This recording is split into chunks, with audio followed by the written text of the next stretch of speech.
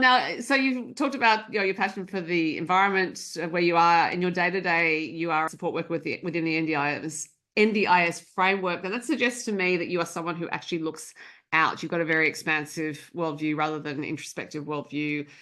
Even though as a songwriter, you're obviously writing songs about your own experience, but it seems like caring for others and expanding your heart consciousness, for lack of a better term, is how you operate. So do you see being a musical artist as part of that worldview and that work?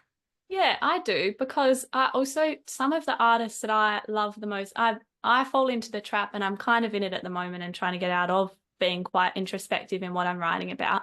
But a lot of, and I've in the past not been, so it's that balance. But a lot of the writers I love the most, one, for example, being John Prine, he would put himself into the shoes of others and write these incredible songs from a completely different perspective than what he's ever physically lived. And I really love that. And I think just being out of maybe your little bubble and being in these different environments and doing different kinds of work can be really great for seeing the world through other people's shoes, you know, like getting the chance to actually go, hey, what is a challenge for someone else to overcome, or how they do it. And I mean, I'm not using my support work to mine for songs, but sometimes there are really great one-liners that I get during the day from some of my clients. And I'm like, oh, that's really, it's just the way that the world is seen is so different and clever.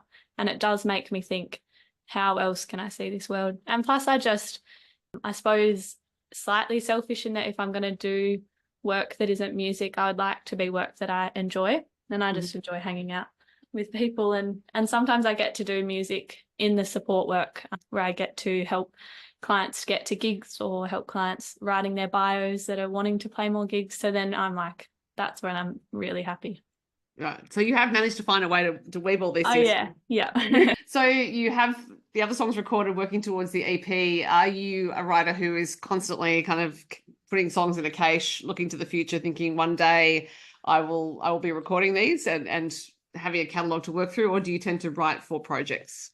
Oh, I'm more of a write as I go, and then when it comes time to record, look at what I've got in the bank. But at the moment, I've got a lot of half-written songs that maybe I'm going to have to be like, I need to sit down and finish these for an album in a couple of years. But yeah, I'm generally collecting as I go. I find the idea of having to sit down and write for an album, I feel that would be terrifying.